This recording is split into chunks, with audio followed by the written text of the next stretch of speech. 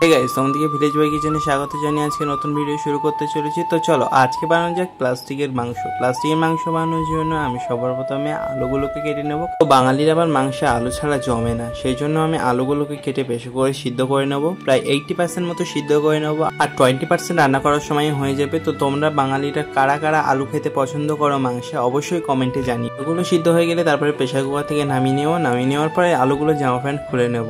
জামা কাপড় খোলা হয়ে গেলে তারপরে আলুগুলোকে ম্যাশ করে নেব। আলুগুলো পুরোপুরি ম্যাশ করবো না, এমন ভাবে ম্যাশ করতে হবে যেন একটু গোটা গোটা থাকে। তো ম্যাশ করার সময় তোমাদের একটা কথা মনে রাখতে হবে যে যার উপরে রাগ আছে তোমরা সেই রাগ যেন আলুর উপরে মোটেও প্রয়োগ করো না, কারণ তোমরা যখন এই আলুটাকে রান্না করবে তখন ঝোলের সঙ্গে পুরোপুরি মিশে যাবে। পুরোপুরি মিশে গেলে তোমরা আলু খাচ্ছ কি খাচ্ছ কিছুই বুঝতে পারবে না।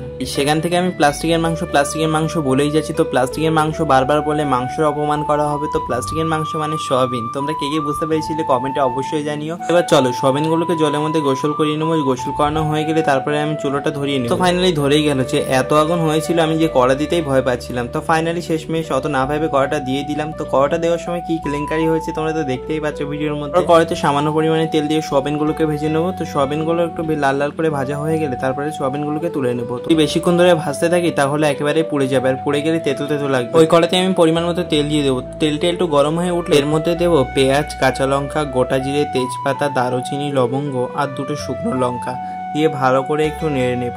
নাড়া হয়ে গেলে এটা যখন লাল লাল হয়ে আসবে তখন এর মধ্যে দিয়ে দেবো আদা রসুনের পেস্ট। আদা রসুনের পেস্টটা যখন একটু লাল লাল হয়ে আসবে সব মশলাগুলোকে কষিয়ে নেওয়ার জন্য আমি এখানে অল্প জল দিয়ে দেব। জলটা যখন ফুটতে শুরু করবে তখন এর মধ্যে দেব পরিমাণ মতো লবণ, হলুদ, লঙ্কা গুঁড়ো, কাশ্মীরি লঙ্কা গুঁড়ো, ধনে, জিরে, মরিচ গুঁড়ো। এগুলো যখন সব একসঙ্গে দেওয়া হয়ে যাবে তখন ভালো করে একটু নেড়ে নেব। নাড়া হয়ে গেলে সময় দেখতে পাবে মশলাটা আস্তে আস্তে জল শুকিয়ে একদম তেল কাটা কাটা হয়ে গেছে। দেখতে পাচ্ছ আমার কত সুন্দর তেল কাটা হয়েছে। এতক্ষণ তেল কাটা কাটা না হবে, তোমরা একটু ওয়েট করবে, এরকম তেল কাটা কাটা হবে। তারপরে এর মধ্যে দিয়ে দেবো যে রাখা সয়াবিন গুলোকে। এগুলোকে ভালো করে একসঙ্গে কষিয়ে দেবো। কষানো হয়ে গেলে যখন একটু তলায় ধরে ধরে আসবে তখন দিয়ে দেবো পরিমাণ মতো জল। তো জল দেওয়া হয়ে গেলে আমি এগুলোকে ভালো করে কষিয়ে নেবো। যখন জলটা একেবারে মরে আসবে তখন এর মধ্যে দিয়ে দেবো সেই ম্যাশ করা আলুগুলো। এখানে কটা সয়াবিন ছিল কমেন্টে জানিয়ে তো দেখি কে বলতে পারো, তাহলে বুঝবো যে তোমরা আমার ভিডিও মন দিয়ে দেখছো। তো যখন আমি আলুগুলোকে এর মধ্যে দিয়েছিলাম তখন আমার তলায় প্রচন্ড ধরে লাগছিল, কারণ আলুগুলো ছিল সেদ্ধ করা আলু আর এতে জল একেবারেই শুকিয়ে আসছিল, সেই জন্য আমার একটু ধরে ধরে লাগছিল। তো তোমরা যখন ধরে ধরে লাগবে তখন একটু জল দিয়ে দেবে, অসুবিধা নেই। তো আমি এখানে একেবারেই জল দিয়ে দিয়েছি, কারণ আমি আলুগুলোকে সেদ্ধ করে নিয়েছিলাম আর সয়াবিনটা আমার কষানো হয়ে গেছিল। দেখো গাইস, আমাকে রান্না করতে করতে উঠে গিয়ে আমার চুলোর জাল ঠেলে দিয়ে আসতে হয়। এত কষ্ট করে ভিডিও বানাই গাইস শুধুমাত্র তোমাদের জন্য, তোমরা একটু আমার পাশে থেকো গাইস।